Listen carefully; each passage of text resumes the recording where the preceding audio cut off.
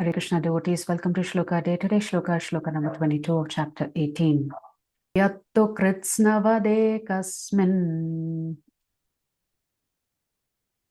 Yattu krishnavade kasmin arye saktamahaitukam karye saktamahaitukam atatvarthavadalpam cha adatvarthavadalpam cha tattamasamudahritam. tattamasamudahritam. Word for word, meaning, translation, and purport by His Divine Grace, Srila A.C. Bhaktivedanta Swami Prabhupada, Srila Prabhupada Ki Jai.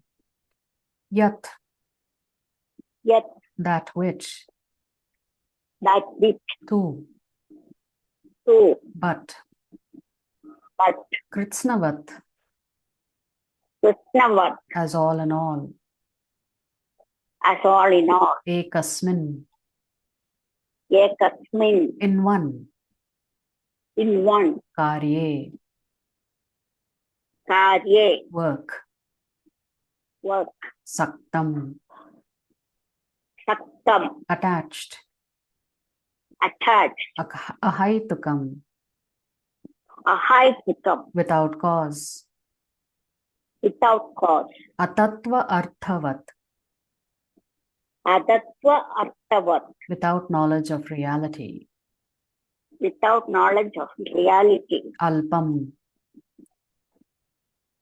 alpam, very meager, very meager, cha,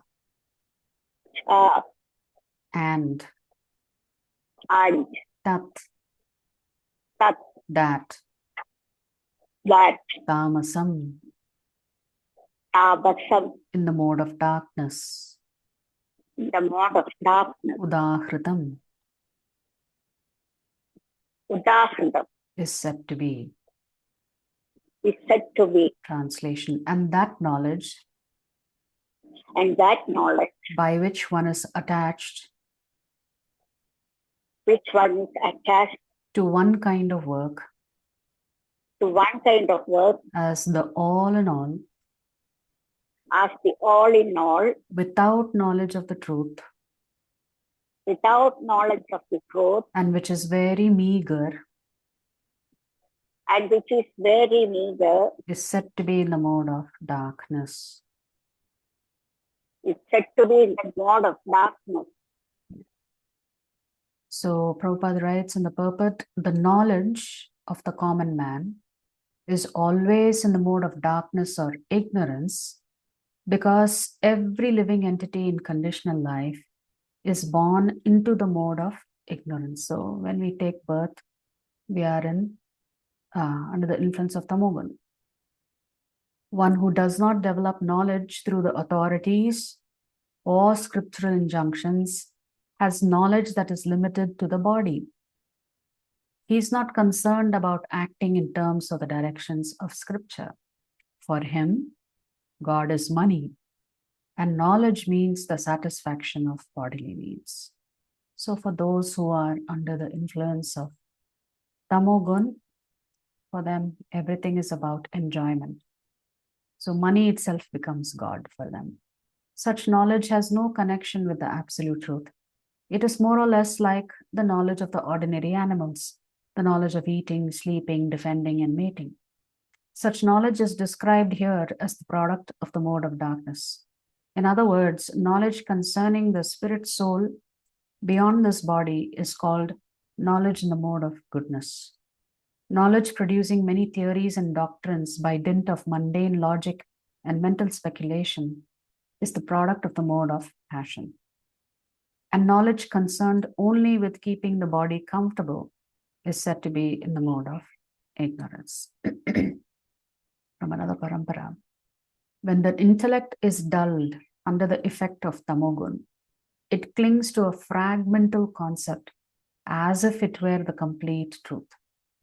So you may have come across people who are under the influence of tamogun. They hold on to something very narrow as the ultimate truth. So they may come across to you as dull-witted, not altogether bright or intelligent. People with such views often become fanatic about what they perceive to be the absolute truth. Their understanding is usually not even rational, nor grounded in the scriptures or in reality, and yet they zealously desire to impose their beliefs on others. So if you look at personalities like Hiranyakashipu and Hiranyaksh, they are actually predominantly under the influence of Rajagun, with some Tamogum impacting them. Rajagun because they are looking to de-seat the Lord himself. So they want something. It's not that people under the influence of Tamogun do not have desires. They too have desires. But their understanding and everything else may be much more limited.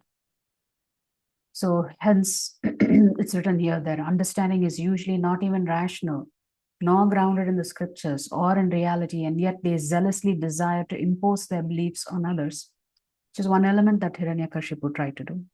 He didn't want Lord Vishnu to be worshipped anywhere in this universe.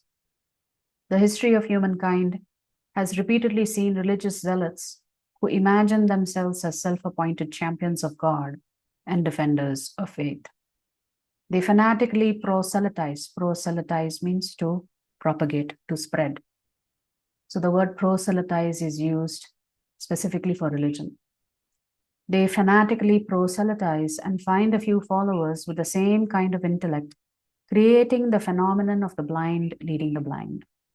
However, in the name of serving God and religion, they create disruption in society and obstruct its harmonious growth.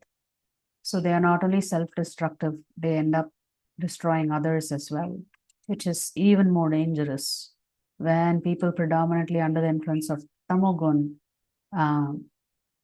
acquire some amount of power where they are able to influence the others into doing something against their best interests. So His Grace Chaitanya Charan Prabhu writes, when knowledge increases ignorance, that means sometimes the more you learn, your ignorance is also growing.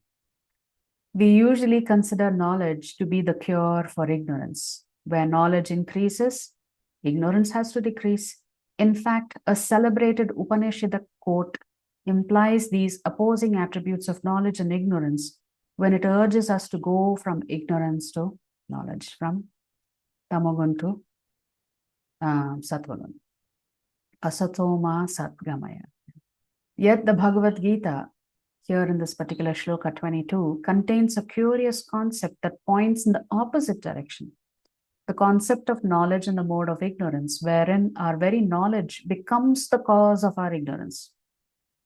Suppose a person learns something negative about one member of a group of people and then presumes that everyone in that group has similar negative characteristics. Such generalization is what we usually call prejudice. Those with prejudices rarely believe that they are prejudiced. They believe that their conceptions are based on reality, and they may indeed be based on their own real experiences, or as happens more often, experiences of those connected with them. The problem is that they have made invalid inferences from those specific experiences, and they are blind to their error. Essentially, what's being written here is that the people under the influence of Tamogun are very narrow-minded, right? And they are very quick to jump to conclusions and paint everybody with the same brush. Thus, it is that their very knowledge becomes the cause of their ignorance. Their very experiences of reality blind them to experiencing the complete reality. So they may not be open to new ideas, new thoughts, a difference of opinion, a different perspective. They are very much close-minded about these things. What is the cause of knowledge and ignorance? Beyond, or rather, beneath the aforementioned intellectual error of erroneous extrapolation lies a more foundational error, hubris. Hubris means being very conceited that you know everything when actually you don't know anything. So usually the word hubris is used for that.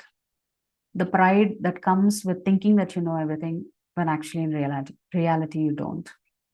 due to ignorance, due to arrogance, we believe that our knowledge is not just correct, but also complete and conclusive. So the 3 C's that, remember, this section is about the knowledge being influenced by the 3 gunas, right? So in this particular shloka, we're looking at knowledge under the influence of tamogun. That means you erroneously think you're right, you're correct, that your knowledge is complete, and it is also conclusive, which means it can't be changed.